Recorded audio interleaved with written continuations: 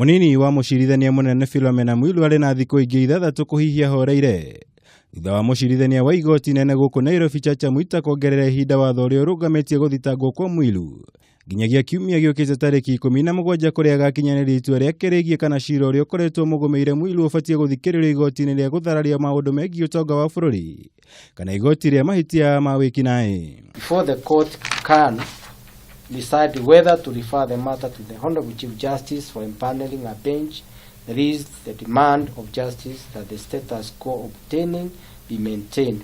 Kũringana na mawatho ma Kenya, macira mothe maratiga ciũria ciĩgiĩ gatiba ya bũrũri na marabatara gũtaũrwo makĩria.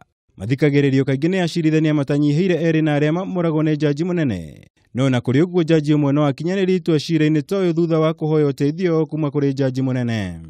Any matter certified by the court as raising a substantial question of law under clause 3B or D shall be heard by an even number of judges. So if the court is satisfied that the petition is raising issues of violation or infringement or threatening of bills of right, then that matter shall be referred to the Chief Justice for a three bench.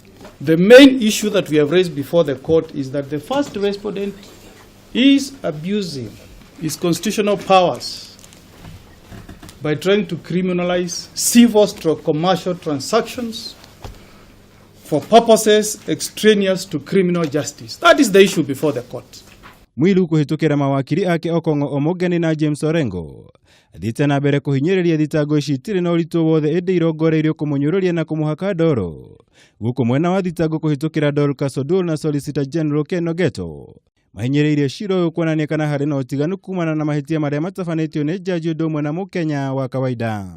In paragraph 39, they have also said, pursuant to Article 27(1), every person is equal before the law and has a right to equal protection and benefit of the law.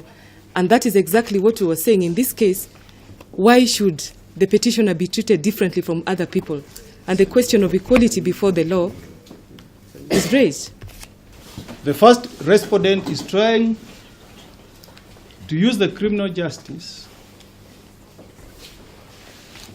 to achieve an ulterior motive and to achieve extraneous purposes. Cira ũyũ ũkĩte thikũ ĩmwe thutha wa mũndũrũme ũngĩ kwandĩkĩra kamĩtĩ ya JSC akĩenda Mwilu eherio wĩra-inĩ wake ta mũnini wa jaji mũnene kuma na thitango iria ithiĩte na mbere na kũmũgũmĩra. Ngĩribotera Kameme TV, njĩtagwo Mwaũra wa Gunya.